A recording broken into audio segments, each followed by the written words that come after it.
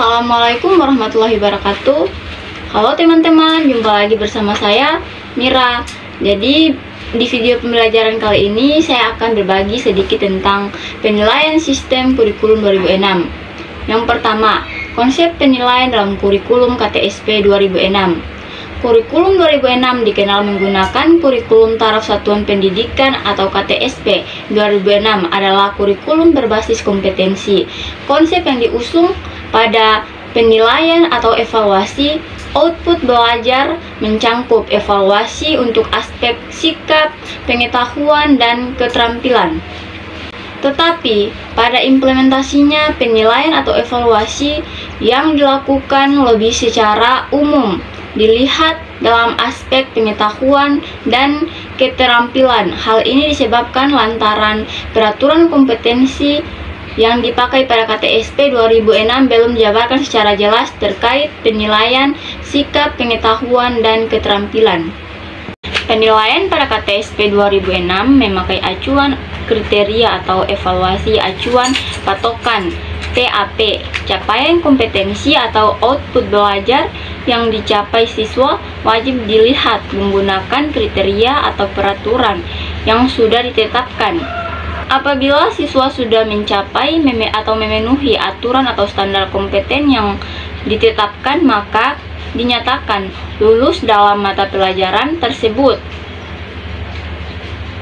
Tetapi apabila siswa belum mencapai standar yang ditetapkan, maka siswa dinyatakan belum kompeten buat mata pelajaran dan wajib mengikuti kegiatan remedial dalam upaya mencapai kompetensi minimal yang ditetapkan. Patokan atau kriteria yang dipakai menjadi pembanding dipakai menjadi kriteria ketuntasan. Setiap satuan pendidikan wajib ditetapkan kriteria ketuntasan minimal KKM yang adalah kriteria ketuntasan belajar KKB yang digunakan oleh satuan pendidikan. Yang kedua, sistem penilaian dalam kurikulum KTSP 2006. Sistem penilaian dalam KTSP 2006 diatur dalam Permendiknas nomor 20 tahun 2006 tentang standar penilaian pendidikan. Standar penilaian pendidikan yang dimaksud adalah standar nasional pendidikan yang berkaitan dengan mekanisme, prosedur, dan instrumen penilaian hasil belajar peserta didik. Penilaian pendidikan yang dimaksud mencakup proses pengumpulan dan pengolahan informasi untuk menentukan pencapaian hasil belajar peserta didik.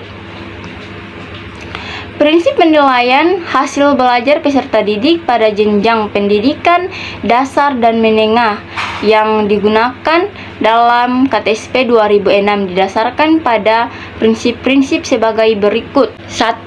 Yakni penilaian dilakukan menggunakan instrumen yang sesuai untuk mengukur kompetensi dan didasarkan pada data yang mencerminkan kemampuan yang diukur. Yang kedua, objektif, yakni penilaian didasarkan pada prosedur dan kriteria yang jelas, serta tidak dipengaruhi oleh subjektivitas penilaian.